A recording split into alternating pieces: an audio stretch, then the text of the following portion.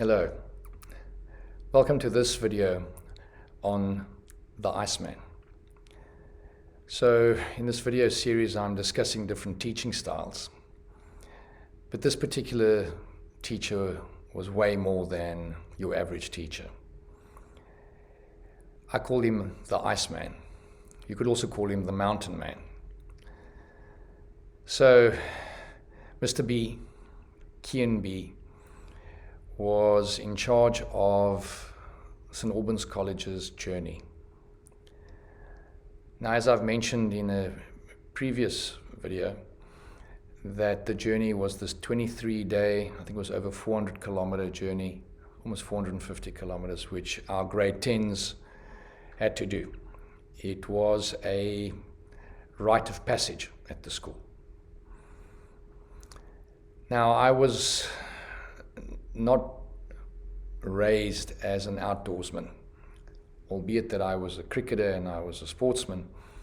I didn't grow up in a family that camped or hiked or kayaked. I was very much a city boy. Now, when I arrived at St. Albans, I must have been here around about 37, 38, maybe 39. And I arrived at the college being very focused on academics. And when I heard about the fact that, around about, I remember it was about March, April, the whole school turned inwards and focused on this journey, I was thinking, what? They can expect me to spend 3 weeks walking around in the bush? I didn't sign up for this. And I was very quick to go on the defensive and say, this is not my thing. I am not a person who enjoys the outdoors. Not that I'd really had much experience with it. And Kian was one of these quiet, calm guys. And he didn't respond. Very much a gentleman, very nice guy. Thin, very fit, runner, cyclist, climber, and he was completely out of my frame of reference. I had not worked with someone like him, and he wasn't the only one on the staff. There were a whole lot of these comrades, ultra-marathon runners, mountaineers, outdoorsmen, and I felt like a bit like a fish out of water. And I think it was in my second year at the college, I sort of acceded to the pressure and said, okay, I will only go for a week.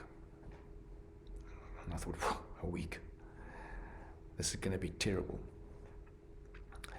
And I spent the first week,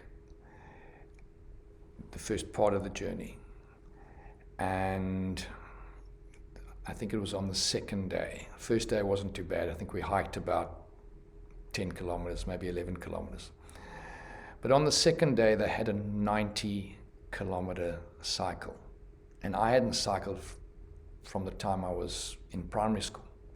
That was several decades. Well, about 20 kilometers into the cycle, I was done. I couldn't move forward, and it wasn't funny. Although the boys thought it was funny. Eventually they loaded me up and my bicycle in the back of this big bakkie, as we called it, this van, and I lay on my back for the next 5 hours. I was absolutely done. In any case, that was not nice. But another 2 or 3 days into the journey, I started to see magic. I started to see boys who I taught doing the most amazing things, behaving in a very different way, being liberated by the outdoors. And there was a magic out there. And I thought, wait a minute, I can see why they do this. I hiked with tennis shoes. I had no idea I had no idea.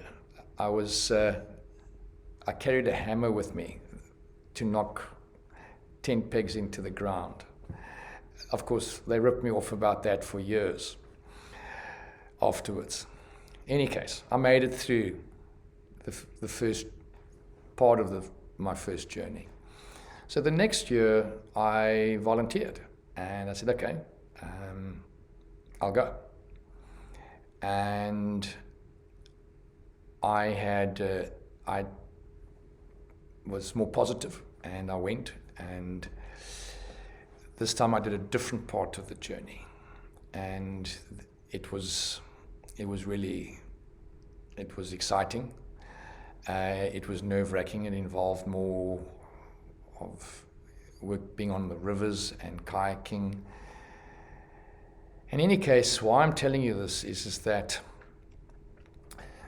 when I was taken to where I was going to start my section, my leg of the journey, we had to cross a river, and at that stage the river was pumping, and there was this very long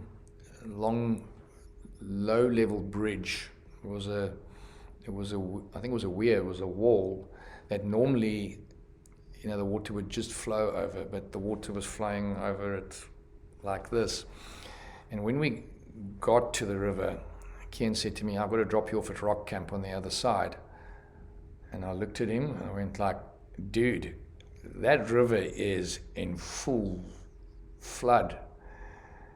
And he was as cool as Iceman in Top Gun. He drove forward and he just moved slowly. He knew where he needed to go. And I just envisaged us being swept off of this damn wall, bridge. And it was quite a distance. It must have been a good 40 meters, maybe 50 meters. Any case, when he picked me up, after my 8 or 9 days, picked me up at another part of the journey, we were driving home late at night. And he looked at me and said, you had a different experience this year to last year. I said to him, yeah, I did. I must say I enjoyed it. He said, you know, Gary was supposed to take an adventure trip up Kilimanjaro. I went, what? Kilimanjaro? Where's this conversation going? He said, well, Gary's wife's is expecting twins, so he can't go. He said, you've taken overseas trips before at my previous school. I said, yes. So I said, well, I think you should give this one a go. I said, would you like to? And I was like, dude, I've never climbed a big mountain in my life. And now you're asking me to climb Kilimanjaro. And he had this smile on his face. He said, do you want to give it a go? And something possessed me. And I said, yes. And